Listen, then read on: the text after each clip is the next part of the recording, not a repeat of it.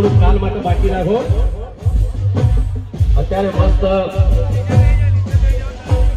રાસ ગરબાનો programme કરીએ. કાલે રોવાનું છે ભાઈ. હા એટલે કાલે રોવાનું, આપણે અત્યારે નથી રોવાનું. ખુશીથી બધા નાચવાનું, ગાવાનું. લ્યા મારા લ્યો આઈ જા, ખુશીની વાત થઈને આઈ જા જીતુ પંડ્યા, હસવાની વાત થઈને આઈ જા જીતુ પંડ્યા. ભલે ભલે મારા કોમેડી કિંગ અમારા જીતુ પંડ્યા, કોરિયોગ્રાફર અમારા પંકજ, અમારા દેવાભાઈ પણ પધારે છે, મારા વિલન દેવો નથી જેવો દેવો, અમારા પ્રોડ્યુસર ડાયરેક્ટર અમારા હર્ષુભાઈ પટેલ એ પણ ઉપસ્થિત છે. ગુજરાતના superstar comedy king Jitubhai Pandya અને ગુજરાતી ફિલ્મ દુનિયામાં ખૂબ જ મોટું નામ છે એવા producer director Harshubhai Patel, villain અભિનેતા દેવાભાઈ અને કોરિયોગ્રાફર પંકજભાઈ પરમાર, અહીંયા વિક્રમભાઈ ઠાકોર, ઈશ્વરભાઈ ઠાકોર, જીવરાજભાઈ ઠાકોર ઘરાબાના આંગણે આમંત્રણ મને પીછો પધાર્યા છે. સૌનું અહીંયા સ્વાગત છે. આ બધા આ જીતુભાઈ આ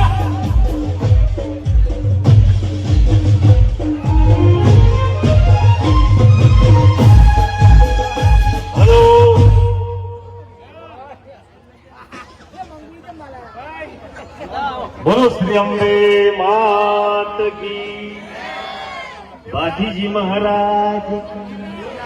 મારા ફેવરિટ ભગવાન છે, જરા જોરથી બોલો.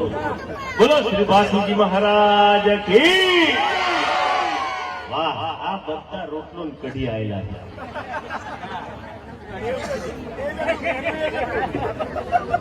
બોલો ઈશ્વરલાલ એમ લીધે કઢી ખીચડી ખાઈને આયેલા. આજે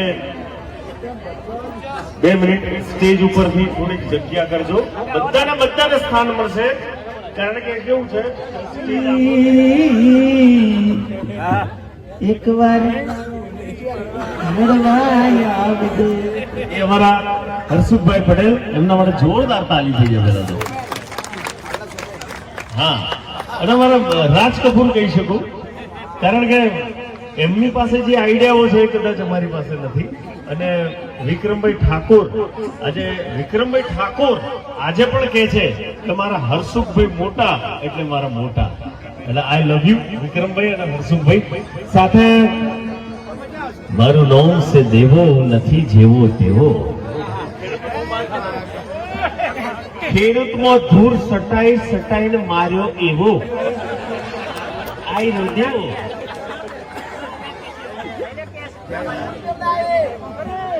અને સાથે ઘણા બધા ગીતોની અંદર એક કોરિયોગ્રાફર કેવી રીતે ડાન્સ કરવો એવા અમારા કોરિયોગ્રાફર આયરા પંકજભાઈ પરમાર, એમના માટે પણ જોરદાર તાલીમ થઈ ગયા દોસ્તો. અને આ એક ઘરનો પ્રસંગ છે, અને ઘરના પ્રસંગમાં આપણે ઉપસ્થિત થયા છીએ, ઘરના લોકો છો તો 500 જણા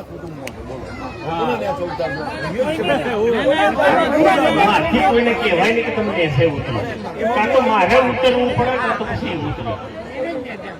અરે અમારા કિશોરભાઈ અને ઈશ્વરભાઈ બધો આખો મારો પરિવાર છે આખો.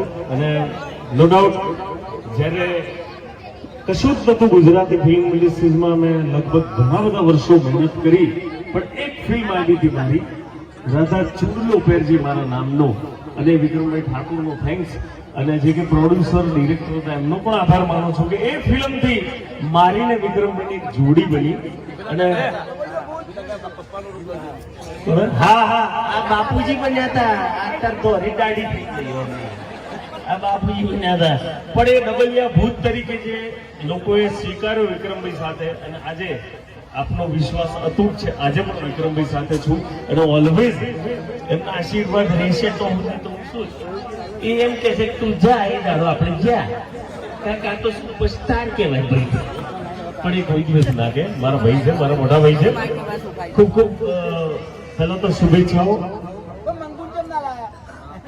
ડોક્ટરે એવું કીધું છે કે મગજનો દુખાવો સાથે લઈને ફરવું નહીં, એટલે મંગુ ઘરે છે.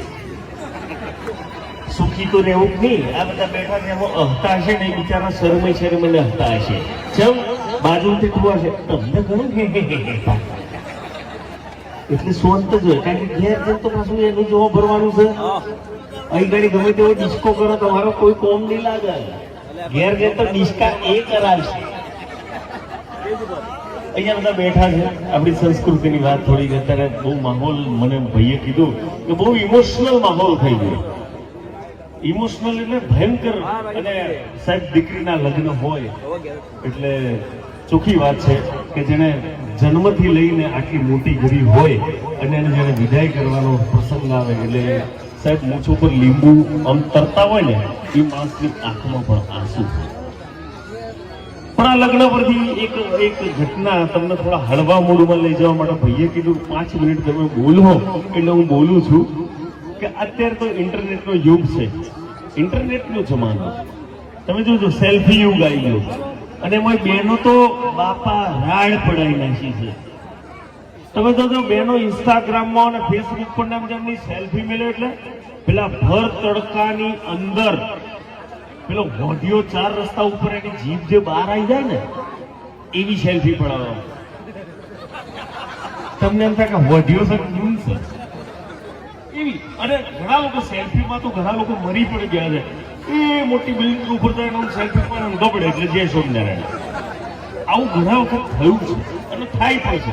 પણ એ યુગ આ એક ઇન્ટરનેટ યુગ છે જેની અંદર કહેવાય કે જે આડી લાઈન વાળા હતા, આ બહુ મહત્વનું વાક્ય છે કે જે આડી લાઈન વાળા હતા ને એ બધા ઓનલાઈન થઈ ગયા.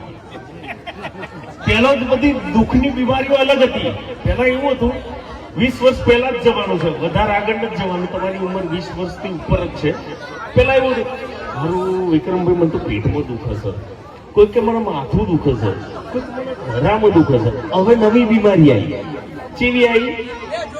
મારા બેટી ઓનલાઈન છે પણ જવાબ નહીં ક્યાંથી. આ નવી બીમારી આવી. હારું ટાવર પાસે ઉભો છું તો નેટવર્ક કેમ નહીં આવતું?